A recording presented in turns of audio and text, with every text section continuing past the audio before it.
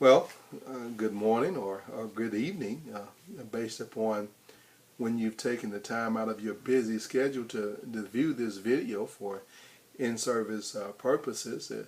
This particular video is in reference to our students with juvenile diabetes. Now, juvenile diabetes is a disease that affects the blood sugar level within a person's blood. It's either going to be too high or too low, and their body simply can't deal with it on its own, and so it needs help by via medication. Now, there are certain activities that can affect our children with diabetes blood sugar level. Say, for instance, they come in and they're coughing and they have a cold. Well, their blood sugar level may be slightly higher than usual. Or they may be involved in extreme activity, excessive exercise during PE or during recess, which would make their blood sugar level extremely low. However, we need to know these signs and symptoms because either high or low, too high or too low, it could be life-threatening. And so we need to know what to look for as to when to call licensed personnel to help. Keep in mind that we're going to discuss first hypoglycemia, because with hypoglycemia, we never want to send a child to the office alone. They need to buddy up. And then in most cases, what we would like for you to do is call for us to come to the room, any licensed personnel in the building at the time, to respond by coming down to the room to treat the child instead of having the child walk, to the clinic in these instances. So we'd encourage you to call instead of allow the child to walk. Some of the signs and symptoms of hypoglycemia would be, a sudden onset of weakness. You have this pale skin. You have confusion, inability to answer questions in an appropriate fashion. You have this shakiness that they may have that shakiness going on. A sweating, profuse sweating, and also these glassed over eyes, as though they're they're dazed look. And then you have that sudden onset of a headache. They may say, "Miss So and So or Mr. So and So, my head is just suddenly is killing me. My head is really hurting." That would be one of the signs or symptoms that you would want to make sure that you get the child help as soon as possible. Or crying, unusual crying. Hunger would be one, and extreme irritability. They would be irritated with everything and everybody.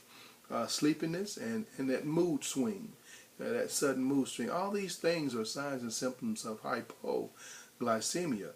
Never send them to the clinic. Please call and have licensed personnel to administer the glucagon if necessary. The child, via policy and procedure of Shelby County, can administer it if they have been trained to do so and they have the ability to do so. If they have went out, which means they have fainted, they've fallen out onto the floor, then they would have to be administered by another trained personnel, only trained personnel or licensed personnel myself. This is the glucagon that you would administer to the student. Keep in mind that this glucagon comes with a syringe, and it has a needle tip.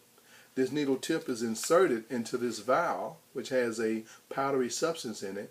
Once you insert the liquid into the vial, you just circle it around and mix them up so they can be mixed up, agitated just a little bit, not much. And then you would want to put the needle in here and aspirate the fluid out and inject the fluid then into the child.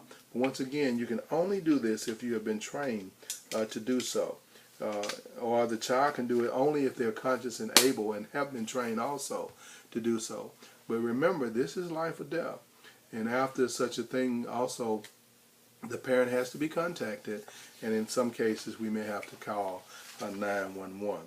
Then you have the hyperglycemia. With hyperglycemia, the child also may have these sunken eyes. They may be a little fatigued, but and a little tired. Lethargy is what we call it. With the sunken eyes, that flushed face, they may throw up with vomiting. And then they're going to always have increased urination because it's too much glucose in the bloodstream, and the body is going to try to eliminate it. And it does this by urination. And so if the child is going to the restroom, going to the restroom, going to the restroom, you may want to contact the licensed personnel so that we can assess and ascertain as to what's going on with the child and rule out, hyperglycemia. Once again, either one of these, hyper or hypoglycemia, are very dangerous and they can be life-threatening. So we need to know the signs and symptoms. Keep in mind, you can also come to me at any time, and I can give you more detailed information in reference to what to look for. And if you have a student in your class that's a diabetic, I will come around and talk to you and give you student-specific training as to what to look for in the case of the student that you're going to be teaching or instructing during your day. Once again, thank you so very much for watching this in-service. Make sure to sign the sign-in sheet about it so that we can get credit for you going through this particular little course. Thank you so much.